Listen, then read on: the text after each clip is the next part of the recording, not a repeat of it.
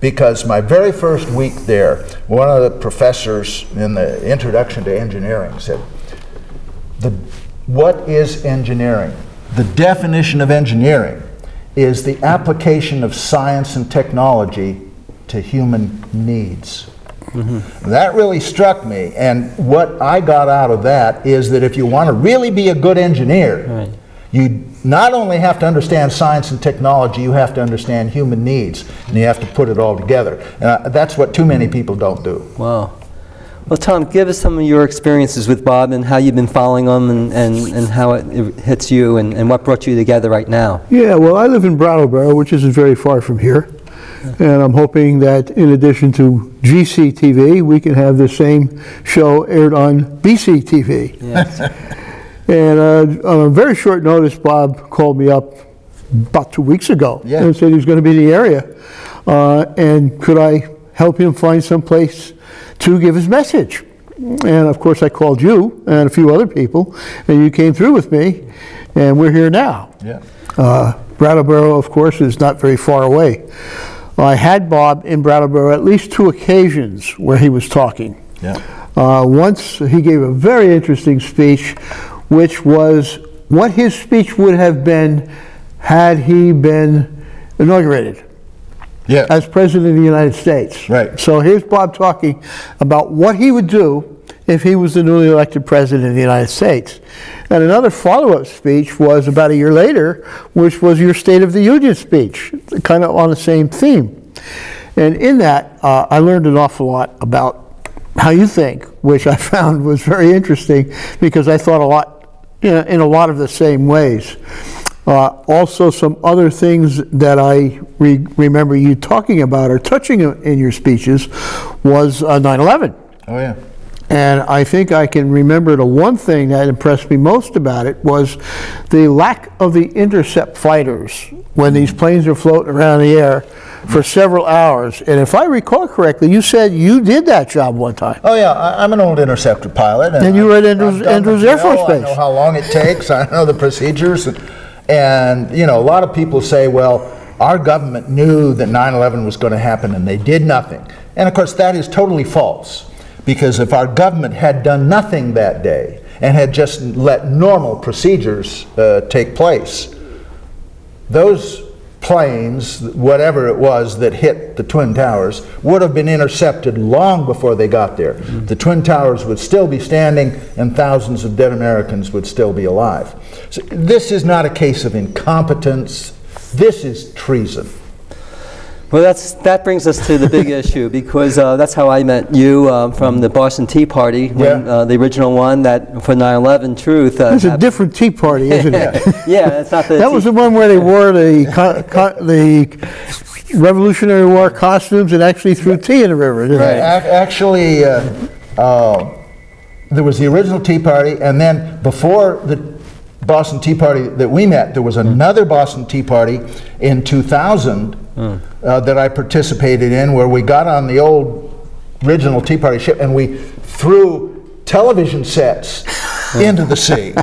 And the reason for doing that was to protest the fact that all of the third-party candidates, like Ralph Nader, had been left out of the debates that were going on in Boston at that time. And so the very day of the debate, we were doing this Boston Tea Party thing. The one where you met, we were protesting the not official 9/11 Commission report, or omission report, as many of us call it, and the fact that it was a whitewash and had a lot of untruth in it. And by the way, I have talked with both Congressman Hamilton and Governor Kane, the co-chairs of that commission, and they both admit that there are outright falsehoods in that report. They couldn't do anything about it. Philip Zelikow wrote it. They had no control over it. And of course, he's a White House flack and a neocon. And it's funny you mention that, because I've got a little note here that talks about the senior counsel for the 9/11 Commission, John Farmer. And he wrote a book called The Ground Truth. And there's a quote from the book. It says, "At some level of the government, at some point in time, there was an agreement not to tell the truth about what happened." Absolutely. I was shocked at how different the truth was from the way it was described.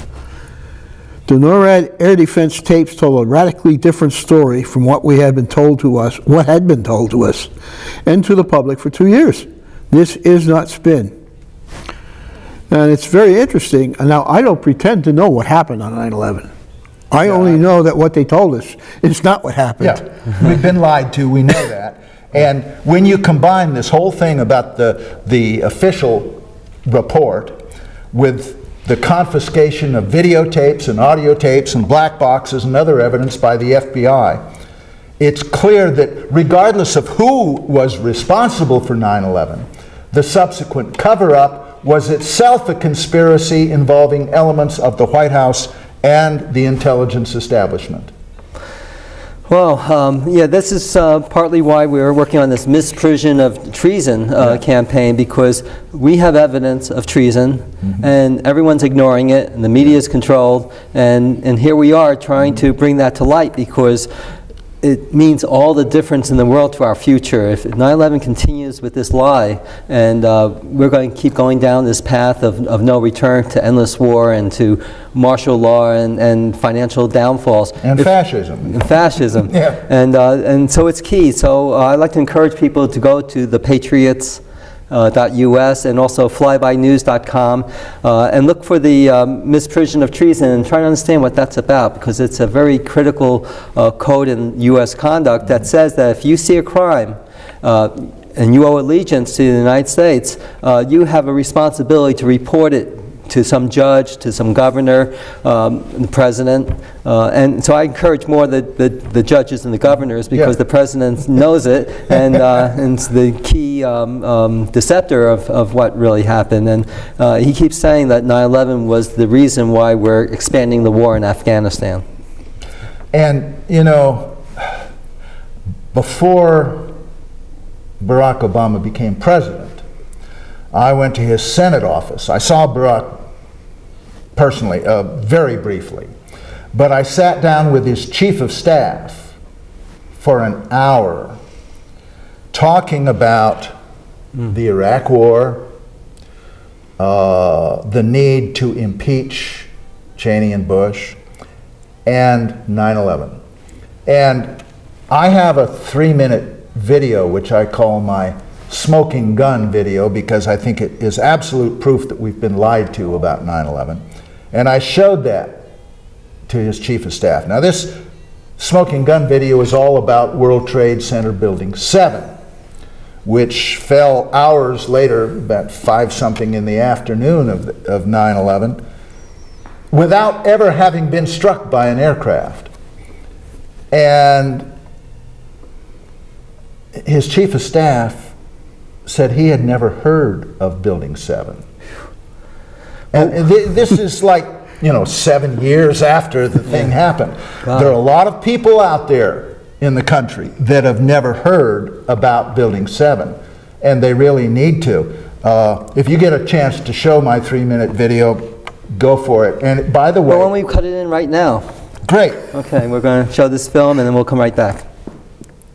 Building number 7.